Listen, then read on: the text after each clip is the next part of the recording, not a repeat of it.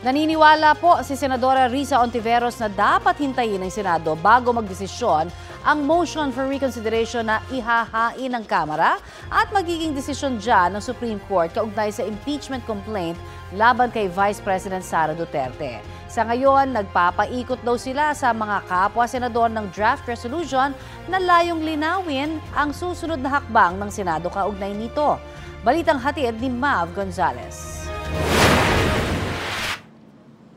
Nagpapaikot ngayon ang draft resolution sa Senado na layong linawin ang magiging tugon ng Senado sa ruling ng Korte Suprema sa impeachment ni Vice President Sara Duterte. Ayon kay Senador Risa Hontiveros, 4 na senador na silang nakapirma noong Lunes. Kabilang sina Senate Minority Leader Tito Soto, Senador Kiko Pangilinan at Bam Aquino. Sa draft na ipinadala ni Pangilinan, ipinapahayag ng resolusyon ang sense of the Senate na dapat ibase ng Korte Suprema ang anumang aksyon nila sa impeachment sa mga dati ng depinisyong legal.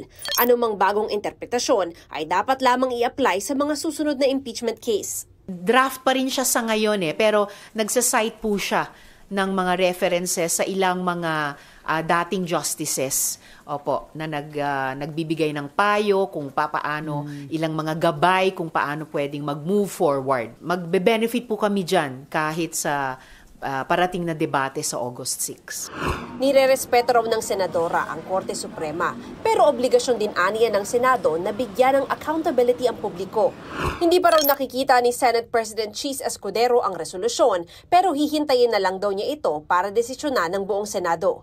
May maghain man o wala, napagkasunduan naman na raw ng mga senador na magdebate at aksyonan ng impeachment sa August 6. Nauna nang sinabi ni Escudero na maaaring magka-constitutional crisis kung hindi susundin ng Senado ang desisyon ng Korte Suprema.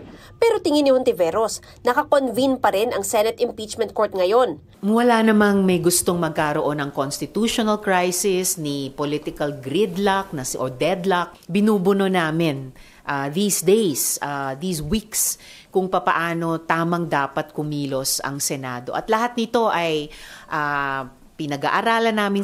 Mas mainam aniya kung hintayin muna ng Senado ang motion for reconsideration na ihahain ng Kamara, pati ang magiging desisyon ng Korte Suprema rito. Common sense lang o wise lang na sana intayin namin yan dito sa Senado bago kami magdesisyon. Napagkasunduan namin August 6. So doon namin ilalabas at doon ko rin ilalabas yung aking mga argumento at opinyon at kung talagang pipilitin, boto, and hopefully by that time, may marereferan na kami na motion for reconsideration ng House.